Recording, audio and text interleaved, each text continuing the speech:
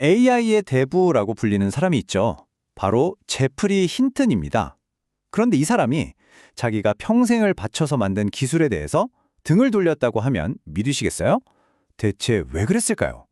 지금부터 그의 아주 심오한 경고 한번 제대로 파헤쳐 보겠습니다. 저는 그냥 배관공이 될 겁니다. 아니, AI 분야에 살아있는 전설이 갑자기 이런 말을 했다니까요. 이게 대체 무슨 뜻일까요? 네, 맞습니다. 이게 바로 오늘 우리가 풀어야 할 핵심 질문이에요. 구글이라는 정말 명예로운 자리를 박차고 나올 만큼 그는 도대체 뭘 본 걸까요? 자, 그의 경고를 제대로 이해하려면요. 먼저 이 사람이 어떤 인물인지부터 알아야겠죠. 도대체 왜 AI 분야에서 이 사람 말 한마디가 세상을 들었다 놨다 하는 건지 말이에요. 예전에 대부분의 과학자들은 AI를 그냥 어떤 논리나 규칙의 집합체로 봤어요. 그런데 힌튼 교수는 달랐죠. 무려 50년 동안이나 꿋꿋하게 아니다. AI는 뇌처럼 데이터로 학습해야 한다고 주장했어요. 바로 이 신경만 개념을 고집한 거죠.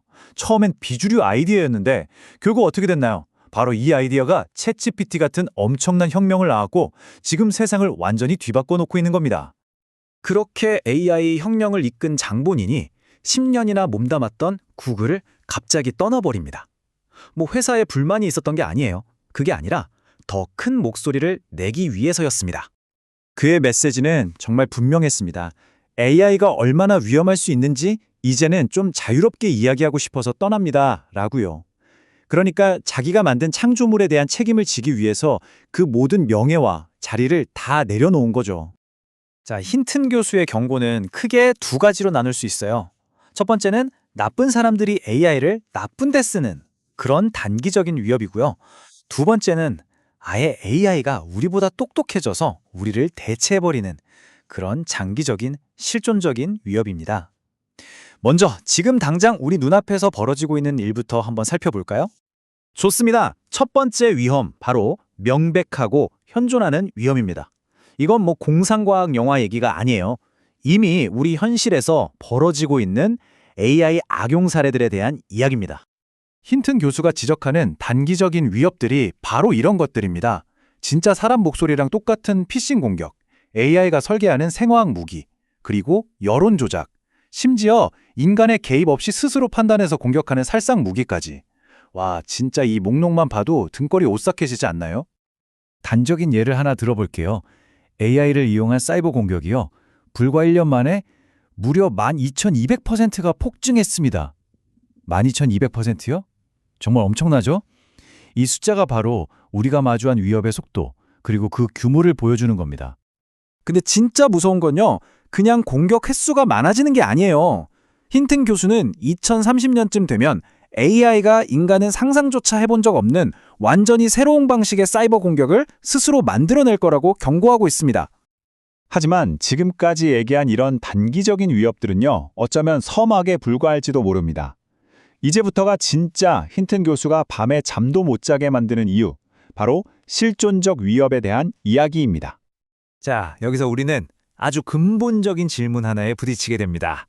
만약에 우리 인류가 더 이상 이 지구에서 가장 똑똑한 존재가 아니게 된다면 그때는 과연 무슨 일이 벌어질까요?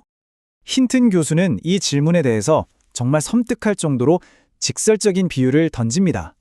내가 이 세상에서 제일 똑똑한 존재가 아닐 때 삶이 어떤지 알고 싶다고요? 그럼 닭한테 한번 물어보세요. 와, 정말 무서운 말이죠. 우리가 닭을 대하듯이 AI가 우리를 대할 수도 있다는 겁니다.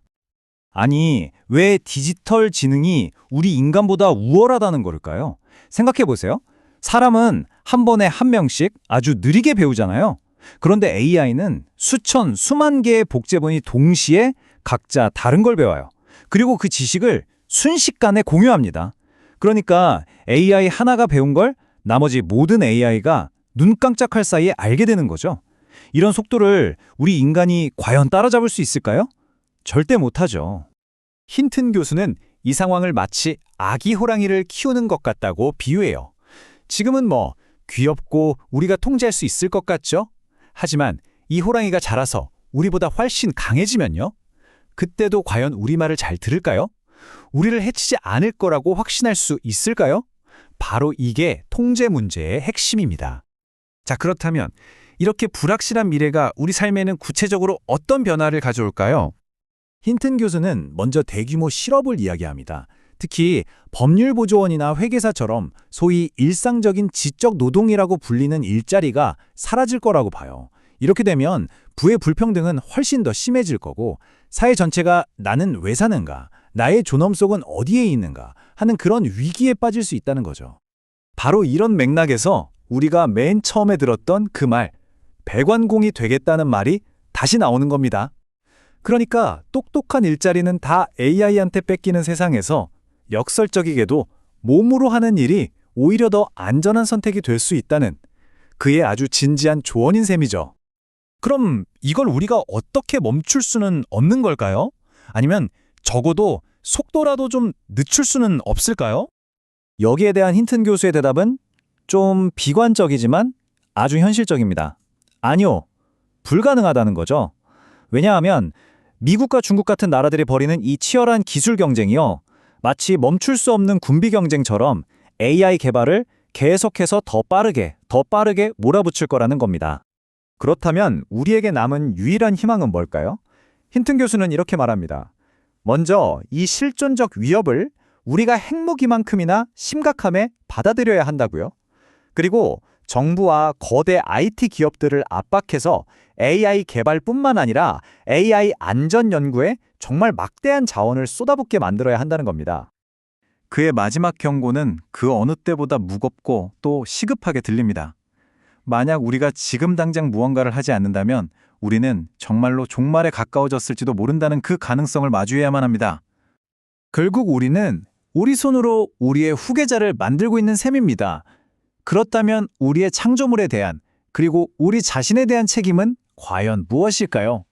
이 질문에 대한 답을 찾는 건 이제 우리 모두의 몫입니다. 지금까지 들어주셔서 감사합니다.